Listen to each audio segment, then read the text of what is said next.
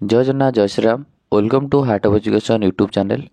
तो सबू future doctors मानक पई निहात रूप गोटे खुशीर खबर अच्छी आपण मान पई वीडियोटा स्पेसिफिक रहिबो कि आम स्टेट रे बा ओडिसा रे किछिटा नुआ गवर्नमेंट कॉलेज खोला जिवो बोली सोशल मीडिया रे निहात रूप देखिथिबे, ओटीवी रे देखिथिबे, विभिन्न प्रकार गणमाध्यम चैनल रे देखिथिबे कि आगो को नुआ मेडिकल कॉलेज खोलिया जाउची बा एमबीबीएस सीट इंक्रीज हो जाउची, बीडीएस सीट इंक्रीज हो जाउची, आयुर्वेदिक सीट इंक्रीज हो जाउची।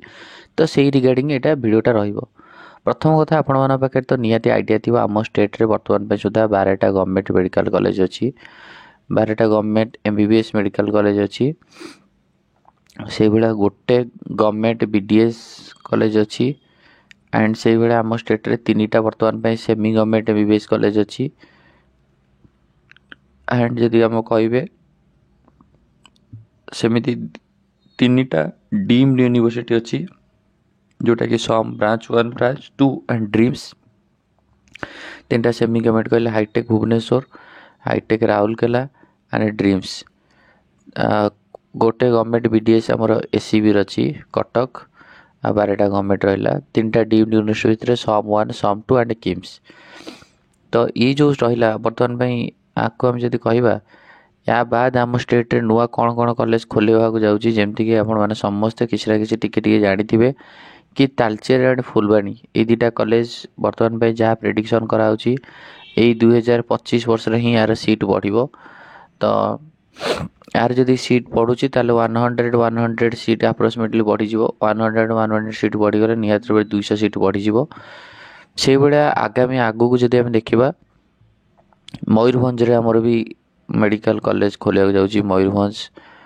तापर आपण जदि मयूरभंज रे जोटा खोलिबो सेटा होची आयुर्वेदिक कॉलेज खोलिबो जहाँ जना पड़ी सूचना आउ आप जब कहे 4टा भाया डेंटाल कॉलेज भी खोलिया जाउची कारण आम स्टेट रे मात्र गोटे ही डेंटाल कॉलेज अच्छी गवर्नमेंट रे जोटा कि एससीबी। पिला माने मैक्स टू मैक्स पिला माने जो मानक डेंटाल करार इच्छा अच्छी से माने सब जाउछंती सेमी गवर्नमेंट को न प्राइवेट को जाउछंती। हाईटेक केते जण पिला करछंती, केते जण पिला सम रे किम्स रे करछंती। तो कथा होची वर्तमान भाई आपण जदि खोलिबो आउरी 4टा गवर्नमेंट डेंटाल कॉलेज ताले कोठी कोठी खोलियार अछि पॉसिबिलिटी जोटा कि हमें कहि परिया बुर्ला रे खोलिबो कॉलेज अच्छी खाली बीडीएस सीट इंक्रीज हे बुर्ला ब्रह्मपुर एमकेसी जोटा रहा आपणकर केउंझर देन आपणकर बलांगीर यही 4टा जगह आपणकर 4टा डेंटाल सीट बढ़िवार चांसेस अच्छी बा आड हबार चांसेस अच्छी। देन आप कहे आम राज्य में कौटी कौटी 4टा कॉलेज गवर्नमेंट कॉलेज जोटा कि जगतसिंहपुर, भद्रक, देन आपणकर ढेंकानाल, देन आपणकर नवरंगपुर। जगतसिंहपुर, भद्रक, ढेंकानाल, नवरंगपुर ये रहा 4, तालचेर फुलबाणी 6, देन आपणकर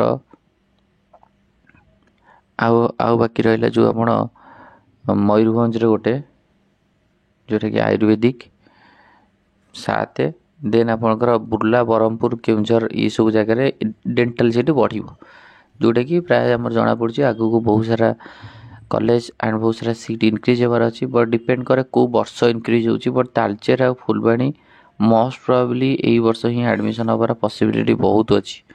तो 100 सीट बेसिस एटा बढ़ियार चांसेस अच्छी।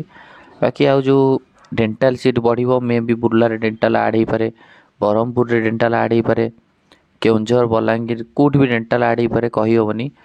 आ नुआ कॉलेज तो खोलिया कथा नियत रूप से कॉलेज खोलिबो, कॉलेज रो इंफ्रास्ट्रक्चर काम सर आ को वर्ष एडमिशन हम से आमको निहत रूप वेट करा पड़ो कहीं से रिगार्डिंग आम भी कहीपर कॉलेज खोलिबा नुह कि सागे सागे कॉलेज रे किसी जिन एडमिशन हो कॉलेज इंफ्रास्ट्रक्चर हम कॉलेज रो एनएमसी गाइडलाइन फॉलो करा दरकार। एनएमसी रो टीम आसीबे कॉलेज को सर्वे करेंगे, कॉलेज रो सिचुएशन देखिकी, कॉलेज रो लोकेशन देखिकी, कॉलेज रो इंस्ट्रूमेंट देखिकी सबू देखिकी केते सीट अनुमोदन करेंगे सेटा एनएमसी ही जानी आ एनएमसी गाइडलाइन हिसाब से आसो।